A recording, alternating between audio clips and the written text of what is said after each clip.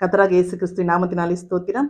பவனி நேரத்திலே கர்த்தராகிய இயேசு கிறிஸ்து முன் நடப்பாரும் பின் நடப்பாரும் ஓசன்னா என்று சொல்லி அவரை வாழ்த்தி அந்த எருசலேம் நகரத்திற்குள்ளாக பிரவேசித்து தேவாலயத்துக்கு போனார். அவர் திரும்ப நைட் ஸ்டே பண்ணும்படிக்கு ஒரு 2 கிலோமீட்டர்ஸ் பக்கத்துல அந்த நகரத்திலிருந்து 2 கிலோமீட்டர் உள்ள பெத்தானியா அப்படின்ற ஊருக்கு போய் அங்கே நைட் ஸ்டே பண்ணிட்டு திரும்பியும் காலையிலே, அதாவது திங்கக்கிழமை, அவர் என்ன பண்றாரு, அந்த எருசலேம் நகரத்திற்கு திரும்பியும் வருகின்றார். வரும்பொழுது அவருக்கு பசி உண்டாயிற்று. இந்த அத்தி மரம் ஒன்று இலைகளோடு கூட காணப்பட்டது. அதான் வேதம் சொல்கிறது, இலைகளோடு கூட உள்ள ஒரு அத்தி மரத்தை இயேசு கிறிஸ்து கண்டார். இலைகள் இருந்தாலே இந்த அத்தி மரம் அதற்குள்ளாக காய்கள் இருக்குன்னு அர்த்தம். ஏன்னா ஒரு அத்தி மரம் 2 விதத்திலே காய் காய்க்கும். ஒன்று சீசன் டைம்ல வருகின்ற அத்தி பழங்கள் உள்ள ஒரு சீசன். இன்னொன்று, இது சீசன் இருக்குதோ இல்லையோ, இந்த அத்தி மரம் காய் காய்த்து கொண்டே இருக்கும். இந்த சீசன் காய்த்து கொண்டே இருக்கும். இது ஸ்டெம்ல வரும்.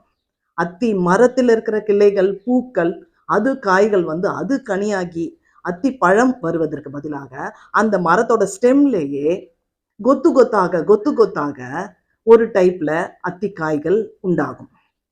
அப்பொழுது வழியருகே ஒரு அத்தி மரத்தை கண்டு அதனிடத்திற்கு போய் அதிலே இலைகளன்றி வேறொன்றையும் காணாமல், இனி ஒரு காலம் உன்னிடத்தில் கனி உண்டாகாதிருக்க கடவது என்றார். உடனே அத்தி மரம் பட்டு போயிற்று. இதே காரியம் மார்க்கு புஸ்தகத்திலே அவர் அத்தி மரத்தை பார்த்து ஏதாகிலும் அகப்படும் என்று சொல்லி அதிலே தேடினார். ஆனால் இலைகள் அன்றி வேறொன்றும் அதிலே காணப்படவில்லை. இலைகள் இருக்கிற அத்தி மரம் என்று சொன்னாலே அதில் காய்கள் இருப்பது என்பதற்கு அடையாளம்.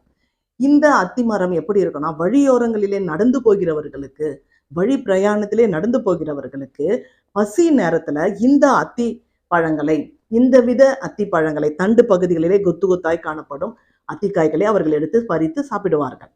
இந்த வித அத்தி பழங்களை தேடிதான் கர்த்தராகிய இயேசு கிறிஸ்து அந்த மரத்திலே கனிகளை தேடுகின்றார். ஆனா அந்த கனி இல்லை என்றவுடன், இனி ஒரு காலம் உன்னிடத்திலே கனி வரக்கூடாதுன்னு சொல்லி ஒரு சாபத்தை அங்கே கொடுக்கின்றார்.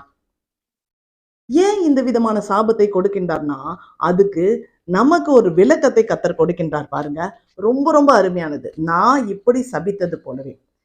ஏன் இதை சபித்தார்? சீசனும் இல்லை, இதுல இலைகள் மட்டும்தான் இருக்கு, கனிகள் இல்லைன்னு தெரிஞ்சு திரும்பியும் இதுல கனி வரக்கூடாதுன்னு ஏன் சபித்தார்? இப்படி ஒரு கொஸ்டின் உங்களுக்குள்ளார எழும்புதா? எனக்கு ரொம்பவே எழும்புது. ஏன் அவர் இதை சபித்தார்? நமக்கு பிரயோஜனமற்ற காரியங்களை அல்லது சத்துருவின் போராட்டங்களை விசுவாசத்தோடு கூட நீங்களும் இப்படி செய்யுங்கள் என்று சொல்லி கற்றுக் கொடுக்கின்றார். அந்த மரம் பட்டு போயிற்று என்று சீஷர்கள் பார்த்த உடனே, இது என்ன இவ்வளவு சீக்கிரம் பட்டு போயிடுச்சே, ஆச்சரியப்படுகிறார்கள். அப்போ கர்த்தர் ஒரு காரியத்தை அங்கே உபதேசிக்கின்றார், அங்கே ஒரு காரியத்தை கற்றுக் கொடுக்கின்றார். நீங்களும் விசுவாசம் உள்ளவர்களாய் இந்த மலையை பார்த்து பெயர்ந்து போ என்று சொன்னீங்கன்னா அது அப்படியே ஆகும். இன்றைக்கு நாம் ஜெபிக்கும் பொழுது நிறைய பேர் என்னுடைய ஊழிய பாதையில இந்த பிரச்சனைக்கு நான் எப்படி ஜெபிக்கணும் என்று சொல்லி கேட்பார்கள். என்ன வசனம் சொல்லி ஜெபிக்க வேண்டும் என்று சொல்லி கேட்பார்கள்.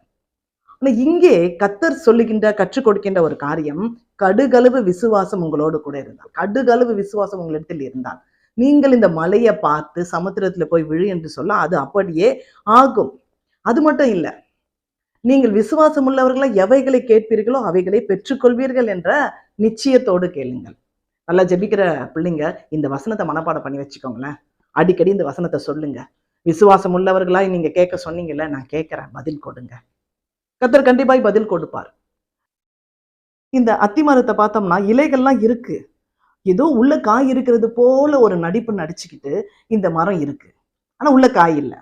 அதாவது ஏதாவது அகப்படுமோன்னு தேடுறாரு, ஒன்றும் அகப்படலை.